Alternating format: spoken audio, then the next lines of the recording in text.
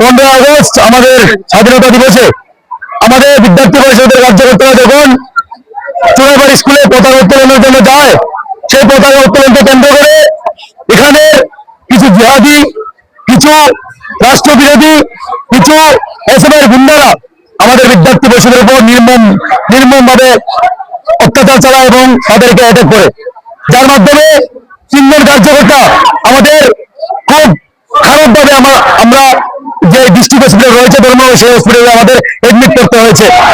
তার সঙ্গে একজন কার্যকর্তাকে গুরুতর মাথার মধ্যে অ্যাটাক করা হয়েছে, যার মাধ্যমে সেই ভাইকে আমরা জিবি হসপিটালে এডমিট করেছি।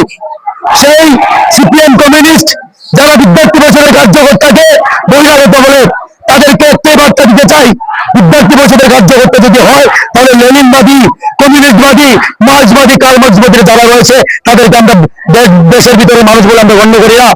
এখানে যারা সিপিএম এর দালাল রয়েছে, যারা কমিউনিস্টের দালাল রয়েছে, তারা যে সাপোর্ট করছে ছাত্রদের নিয়ে, যে নিন্দনীয় কার্যকলাপ করছে, ভারতবর্ষের আজকে স্বাধীনতা হওয়ার পর আজকে 80তম স্বাধীনতা দিবস আমাদের 15 আগস্টে গিয়েছে, তাকে কেন্দ্র করে আমাদের পতাকা উত্তোলন ওনারা করতে দেয়নি।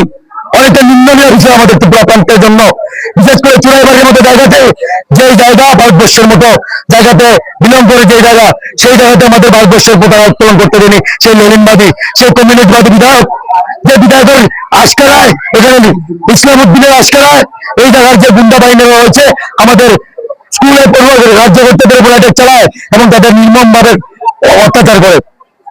ধিক্কার জানাই সেই লেনিনবাদী, কার্ল মার্ক্সবাদী আদর্শকে, যারা ভারতবর্ষের বিদ্যার্থী পরিষদকে বহিরাগত বলে। আমি নিন্দা জানাই সেই অত্যাচারকে, যে ভারতবর্ষের পতাকা উত্তোলনকে নিয়ে আজকে এত বড় ঘটনা ওরা আমাদের বিদ্যার্থী পরিষদের কার্যকর্তাদের সাথে করেছে। ধিক্কার জানাই সেই তাদের আদর্শকে, যে আদর্শ চীনে মানা হয়, সেই আদর্শ থেকে ইন্সপায়ার হয়ে ভারতবর্ষকে খোকলা করে দিয়েছে, ত্রিপুরা রাজ্যকে বিগত 25 বছর খোকলা করে দিয়েছে। আজকে চুনাইবাড়ির মতো জায়গাতে আমাদের ভারতবর্ষের পতাকা উত্তোলন করতে দিচ্ছে না। বন্ধুরা, আমরা চিন্তা করতে পারি আগামী দিনে কি রূপ ধারণ করতে পারে। তার জন্য বিদ্যার্থী পরিষদের কার্যকর্তারা আমরা দেশের পুনর্নির্মাণ, দেশের রাষ্ট্রীয়তে আমরা কাজ করে থাকি। আজকে ত্রিপুরা প্রান্তে সকল পুনাই থেকে দেবতুল্য কার্যকর্তারা এসে আমরা সেই ঝান্ডার স্বীকৃতি আমরা দিয়েছি। সেই স্কুল চত্বরে আমাদের ভারতবর্ষের ঝান্ডা আমরা টানিয়েছি উপরে, সেই ঝান্ডাকে আমরা মর্যাদা দিয়েছি, যে মর্যাদা 80 বছর পূর্বে আমাদের ভারতবর্ষের যে বীর সন্তানরা রয়েছিল তারা দিয়েছিল। বীর সন্তানরা যেখানে থাকবে ওরা কষ্ট পাবে মনে, চুনাইবাড়ির মতো জায়গাতে ওরা পতাকা উত্তোলন করতে দেয়নি। ধিক্কার জানাইছে আদর্শকে।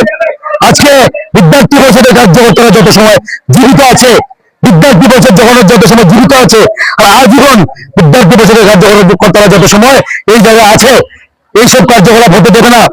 যে 3 জনকে গ্রেফতার করেছে প্রশাসন, আমরা প্রশাসনের কাছে আশাবাদী তারা সামনে যে দোষীরা রয়েছে সকলকে ভালোভাবে তদন্তের মাধ্যমে তাদেরকে গ্রেফতার করে শাসন দেবে।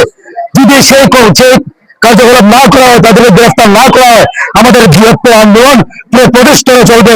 আজকে যে চুনাইবাড়ি রাজপথে চলেছে সেই আন্দোলন ত্রিপুরা প্রান্তের প্রত্যেক কোনায় কোনায় চলবে। বন্ধুরা, আমাদের ভারতবর্ষের পতাকা যে উপরে ছিল সেই উপরে আমরা মর্যাদা দিয়েছি। কোন দুষ্কৃতীরা, কোন লাল বাহিনী, কোন লাল সৈনিক যদি তাকে ভঙ্গ করার চেষ্টা করে তাদেরকে আমরা উড়িয়ে দেব। আমরা এই আন্দোলন, আমাদের যদি প্রশাসন সঠিকভাবে তদন্ত না করে আমাদের আন্দোলন আগামী দিনে আরো দেখা যাবে প্রদেশের প্রত্যেক কোনায় কোনায় চলবে। ধন্যবাদ। আমার নাম রূপক সেন, নাম দায়িত্ব ত্রিপুরা প্রান্ত সহ সম্পাদক।